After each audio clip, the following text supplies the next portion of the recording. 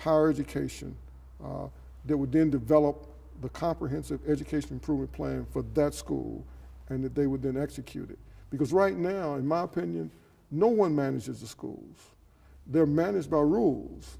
They're managed by policies, right? Not by creative visionary leadership. For example, in Kanawha County, we got, I think, 42 elementary schools, we got 14 middle schools, and we got 8 high schools. Well, how can the superintendent manage all of that?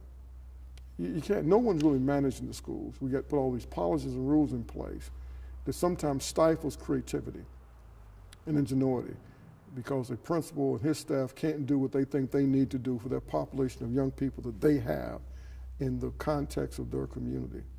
So those are some of the ideas. And if you go to, and I think we got to look at the education from the standpoint of it really is a 24/7 proposition, in that we're not farmers anymore. So why are the kids out all these long summers?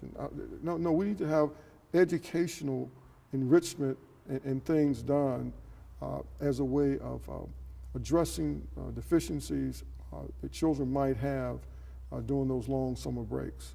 So those are some of the ideas that we've thought, and we've written these things up actually, and had legislation passed, but it was never implemented and never executed. One of the reforms that has also been kind of offered is something called an education savings account, in the sense the money that would be spent on a child would follow the child rather than be allocated to their geographic school.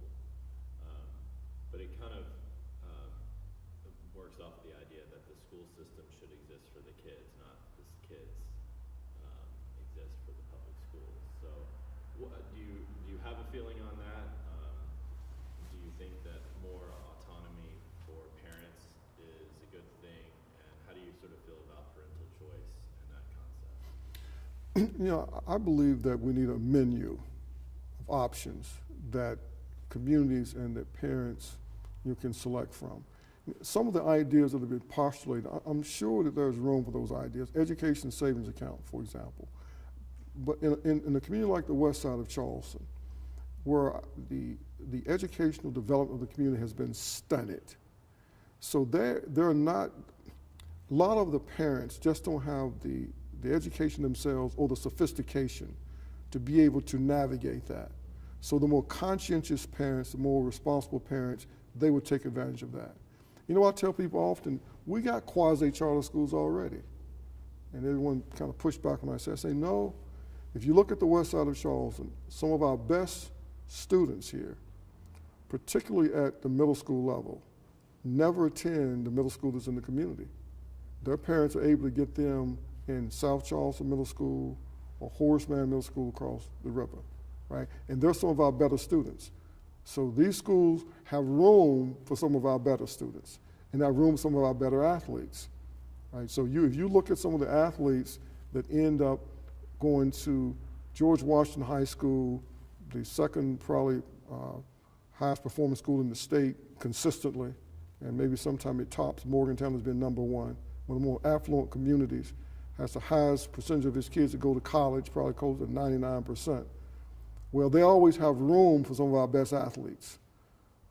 It's the same, it's a charter school, in that they have some of the best athletes who go there because the athletic competition is much tougher at Capital High School, where all these kids in this community would normally go. So parents are making choices now to send their children out of the district into the schools that have better performance. So I guess what I come back to, rather than being opposed to education savings account, opposed to choice, I come back to the fact, what's going to work for the masses? So if we close the school, then we can send all the kids somewhere. That's not going to happen. In the community that has the largest population in the state, we're not going to close these schools. What do we need to do to reimagine, re-engineer, and redesign these schools for the parents who want their children to go to the school in their community and want them to get a quality education? So my focus really has been trying to change the model of the existing schools, and that's where there's been resistance. There's one group that want to say, well, we need charter schools, we need to open more schools in the community, or we need education savings account. I said, okay, why can't we, okay, I'll support that. but let's fix the school for whoever's going to go to this school that's going to be here. Because most of the kids who walk to Mercy Snow, Westside Elementary, that's where their parents want them to go, and that's where they want to go. And so we can't get any traction to support the ideas that we have put forth in writing. And then there's another group that says, just give us more money, and we're going to fix it with more money. And we say, well, wait a minute, we don't have any more money. So we're saying we want to take the money that's already been allocated, the building that is already there, the children that's already going, the teachers and principal staff that's already there, and let's develop a model to make what we have work. And for the life of me, we don't understand why we can't get at least an opportunity to pilot what we want. So that's where we see it. And we were greatly frustrated last year because they were having this big debate over charter schools. They had all these public meetings. Well, we went to the meetings, and we submitted in writing the concept for the community development school pilot and how it could work. And neither the state school superintendent's office would even mention that it was submitted as a written proposal that they had received. The legislature wouldn't discuss it, even though there was a bill that was introduced based on the concept, but yet it didn't get discussed during the regular session or the special session on education reform. And it's still there.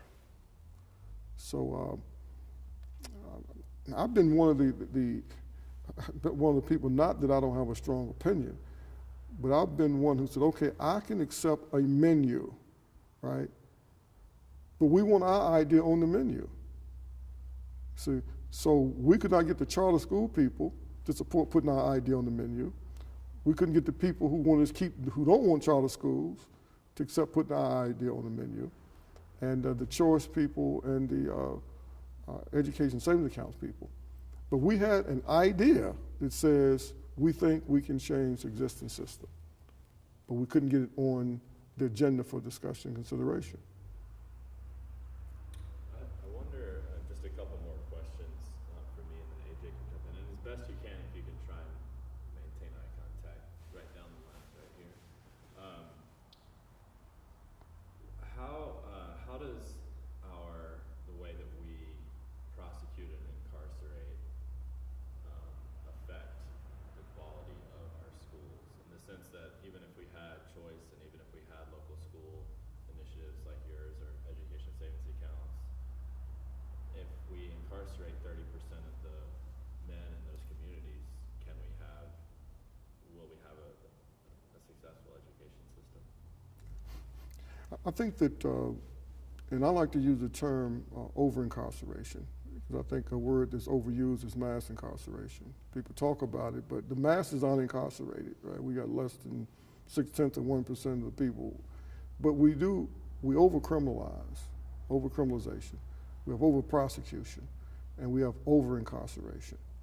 And so it's my opinion that the criminal justice system may be the single factor that most contributes to the perpetuation of poverty in poor communities, because those individuals, many times it's the men and the fathers, who not only remove from the community, it stabilizes families, stabilizes the communities, right?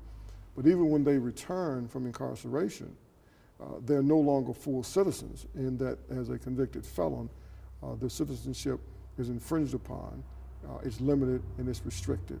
And many of their rights are now terminated. And the fact that they can be legally discriminated for employment, housing, just about everything else. So it perpetuates poverty. So anything that perpetuates poverty undermines the educational system, because we know that poverty, right, the level of poverty in the community is the #1 predictor.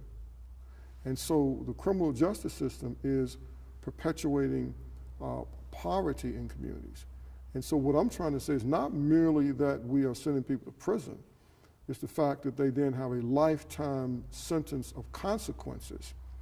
And I call it that them being placed in the citizenship, what I call the twilight zone of citizenship no man's land.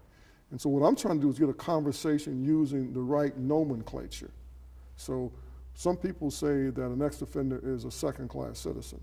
I say, no, it's not correct. That's not accurate, right? Black people, after the Civil War and the 13th Amendment and the 14th Amendment and the 15th Amendment, they became second-class citizens. A second-class citizen is someone who has full citizenship legally, but that full citizenship has been denied, so they're operating as a second-class citizen.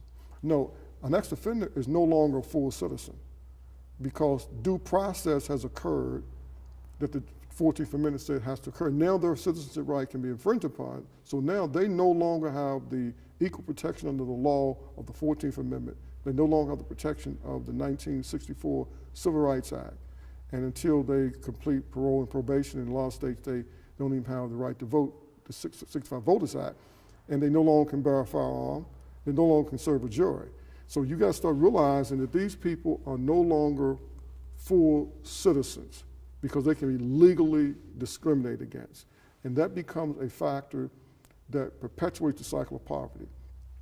And it contributes to what Dr. Martin Luther King referred to as this group of people that's on this lonely island of poverty in the midst of this vast ocean of material wealth and prosperity. So in America, we have created what I call a nation within a nation. There's somewhere between 40 to 70 million people that are felons. Now, we don't have an accurate record.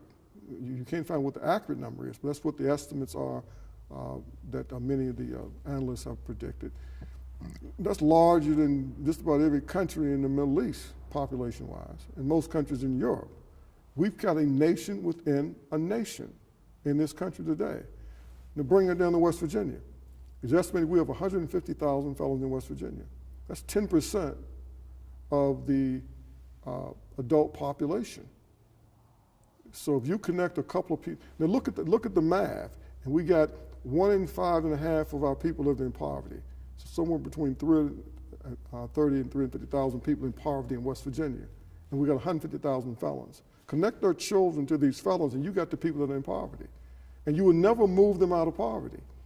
As long as we have this cycle of overcriminalization, overprosecution, over-incarceration, and we leave these people permanently marginalized and excluded from much of the workforce. A few years ago, the National NAACP, they did a report, and they called it Misplaced Priorities, Undereducation, Over-incarceration. And they looked at about 5 American cities, and Mississippi was one, Chicago was one, New York was one, I think Indianapolis, Jackson, Mississippi, Indianapolis, New York, I believe Boston maybe. And they looked at by census tract, and they looked specifically at incarceration rates and math scores. And they found where there were low math scores, there were high incarceration, or high incarceration, low math. So this whole linkage between education levels and between incarceration. So until we address poverty that is people-focused and is place-based, we will not, I don't think, see a significant improvement in education levels. Until we do something to provide opportunities for ex-felons to be gainfully employed in livable wage jobs and have access to more of their citizenship, I don't think we're going to address poverty. And West Virginia becomes an interesting case study again, one of the poorest states in America. A net 0%, zero growth, losing population, one of the oldest states, right? The nation's lowest labor force participation rate in the country. All these factors are coming against us, and so I did this analysis. I'm trying to get the Commerce Department to understand that with people aging, people dying, and people leaving, who's going to do the work? And we got the highest percentage of our workforce that has a disability. And we got the smallest percentage of our workforce, the smallest percentage of the population in the country between the age of 38, I believe, and like 58. So who's going to do the work if we don't find a way to regenerate the ex-offenders and the felons into employment? It's a major issue, and it's really understated how significant it is to basically stunning the growth of entire communities. And once that community's growth is stunted, it manifests itself first, one of the places it manifests itself in the academic performance of children at the elementary school level. I wonder if you could describe for us what it feels like to be a child that grows up in that island of poverty and surrounded by a sea of prosperity. What does it feel like for that child to go through the school system? I think for many of these children, it's extremely frustrating to be on this lonely island of poverty in this vast sea of material prosperity, because of in this age of mass communication, they hear how bad things are. They hear people talking about how bad their community is and the crime and all these things. They hear that. And then on the other hand, they hear people say, but you got to get a good education. At the same time, people are saying, you attend one of the poorest performing schools in the state. Right? So it becomes a very frustrating thing. You're telling me how bad the school is. You're telling me how bad the community is, how bad everything is.